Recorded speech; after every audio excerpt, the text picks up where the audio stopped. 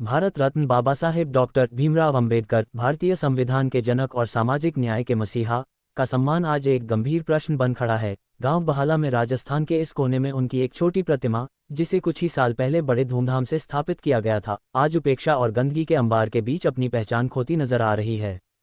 प्राप्त जानकारी के अनुसार इस प्रतिमा का अनावरण चुनाव के समय एक बड़े आयोजन के साथ किया गया था। इस कार्यक्रम के मुख्य कर्ताधर्ता वकील जाकिर हुसैन थे, जिन्होंने इसे बड़े गर्व के साथ सार्वजनिक रूप से समर्पित किया। ये वह समय था जब चुनावी राजनीति के गर्म माहौल में अंबेडकर के नाम पर वोटों की फसल काटने का प्रयास हो रहा था। भव्य वादे, पुष्पमालाएं और लंबी लंबी भाषणें, सब कुछ एक दिखावे के रूप में था।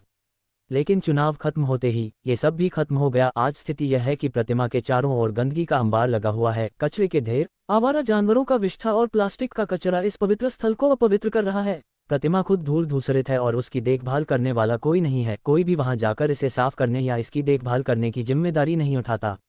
यह न केवल बाबा भीमराव अंबेडकर के सम्मान का हनन है, बल्कि उस समाज के लिए भी एक शर्म की बात है जो उनके आदर्शों को मानते हैं। ये गंभीर सवाल उठता है कि इस दुर्दशा के लिए कौन जिम्मेदार है। क्या ये स्थानीय प्रशासन की लापरवाही है, जो इस तरह के स्मारकों की देखभाल करने में असमर्थ रहा है, या यह उन नेताओं का दोगलापन है जिन्होंने केवल चुनावी फायदे के लिए इसका इस्तेमाल किया और फिर इसे अनदेखा कर दिया?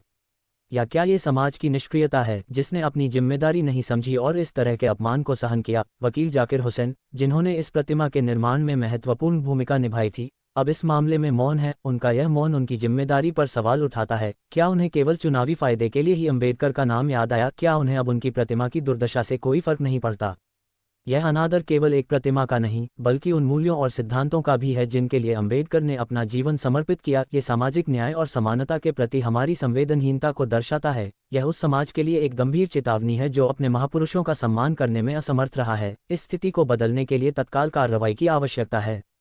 स्थानीय प्रशासन को इस प्रतिमा की सफाई और देखभाल के लिए आवश्यक कदम उठाने चाहिए। कचरा हटाने के लिए विशेष अभियान चलाया जाना चाहिए और इस स्थल को एक पार्क या स्मारक के रूप में विकसित किया जाना चाहिए। वकील जाकिर हुसैन को भी अपनी जिम्मेदारी समझनी चाहिए और इस प्रतिमा की देखभाल के लिए पहल करनी चाहिए। उन्हें समाज के अन्य लोगों को भी इसके लिए प्रेरित करना चाहिए। समाज को भी अपनी निष्क्रियता से बाहर निकलना चाहिए।